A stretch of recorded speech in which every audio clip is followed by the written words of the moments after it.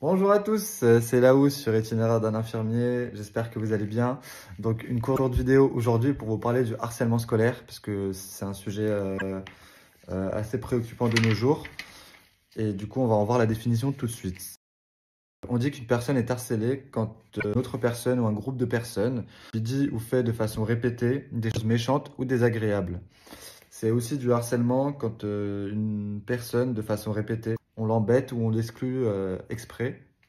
Par contre, il ne s'agit pas de harcèlement quand deux personnes qui ont à peu près la même force ou le même pouvoir se disputent ou se battent. On peut voir qu'il y a trois formes de harcèlement. Donc le premier, c'est le direct, le deuxième, l'indirect, et le troisième, le cyberharcèlement.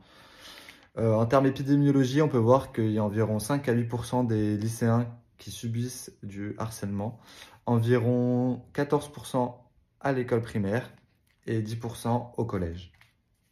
Donc, comment se manifeste le mécanisme du harcèlement?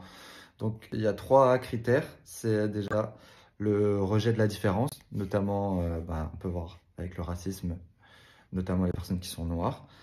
C'est aussi un phénomène de groupe, en deuxième lieu. Et en troisième lieu, c'est aussi le rôle des stéréotypes, notamment le poids, les personnes qui sont trop grosses, trop maigres, l'acné, la couleur des cheveux.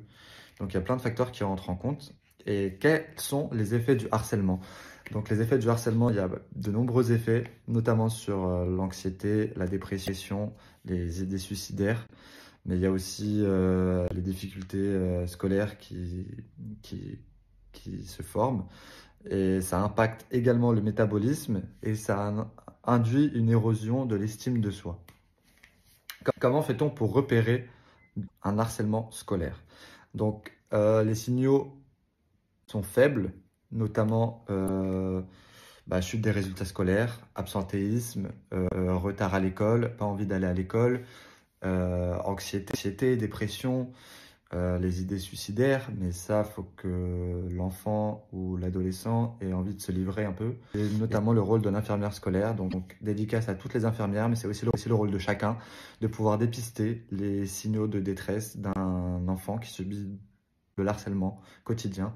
Et je pense qu'on devrait agir plus et transmettre à tout à chacun qu'on peut changer les choses et repérer ce phénomène de plus en plus préoccupant de nos jours.